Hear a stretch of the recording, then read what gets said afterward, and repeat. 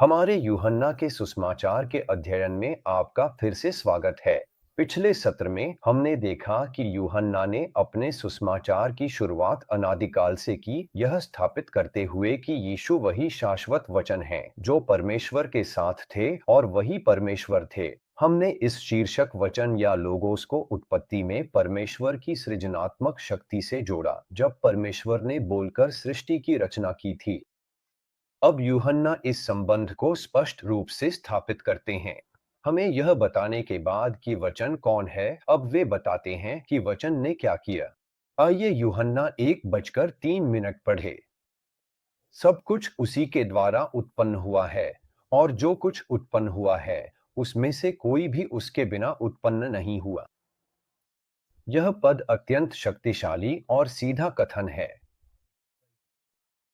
सृष्टि का कार्य परमेश्वर के वचन अर्थात लोगोस के द्वारा हुआ, जो आगे बढ़ा और सृष्टि की रचना की। तो यहाँ यूहन्ना जो हमें बता रहे हैं वह बिल्कुल स्पष्ट है। चूंकि यीशु परमेश्वर का वचन है, इसलिए यीशु ही सृष्टि करता है। यह विचार केवल यूहन्ना तक ही सीमित नहीं है। बाइबल के बाकी हिस्से भी कई स्थानों पर इस सत्य की पूरी तरह पुष्टि करते हैं। उदाहरण के लिए इब्रानियों की पुस्तक कहती है कि इन अंतिम दिनों में परमेश्वर ने हमसे अपने पुत्र के द्वारा बात की है, जिसके द्वारा उसने संसार की सृष्टि भी की। यह एक स्पष्ट पुष्टि है। प्रेरित पौलुस ने अपनी कुलुस्सियों को लिखी चिट्ठी में इसे और भी स्पष्ट कर दिया है।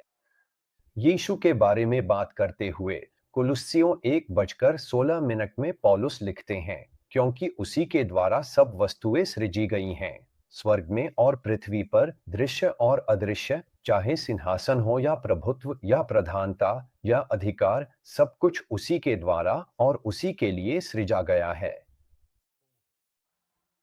पौलुस कोई संदेह की गुंजाइश नहीं छोड़ते। हर चीज, चाहे वह आत्मिक क्षेत्र में हो या भौतिक क्षेत्र में, न केवल यीशु के द्वारा बल्कि यीशु के लिए भी सृजी गई है। और स्वयं यूहन्ना भी इसे यहाँ तीसरी आयत में दोहराते हैं। कोई सवाल बाकी न रहे, इसे फिर से पढ़िए। सब कुछ उसी के द्वारा बनाया गया, और उसके बिना कुछ भी नहीं बना जो बना। यह आयत पूरी तरह से स्पष्ट है। सारी सृष्टि में ऐसी कोई भी चीज नहीं है जो अपने अस्तित्व के लिए उसी की ऋणी न हो।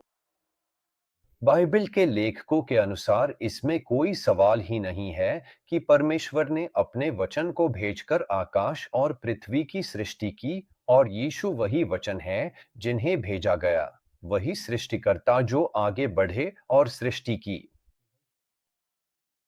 तो जैसे जैसे हम यीशु कौन है इसकी समझ बनाते हैं, यूहन्ना उनकी पहचान में यह बुनियादी आधार जोड़ते हैं। वह कोई सृजित प्राणी नहीं है, वह सब कुछ के सृष्टिकर्ता हैं।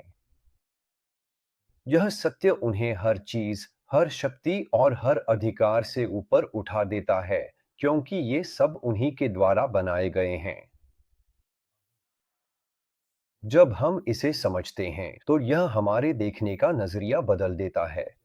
वह केवल इतिहास की कोई हस्ती नहीं है, वह इतिहास के लेखक और उसी धरती के सृष्टिकर्ता हैं जिस पर हम खड़े हैं।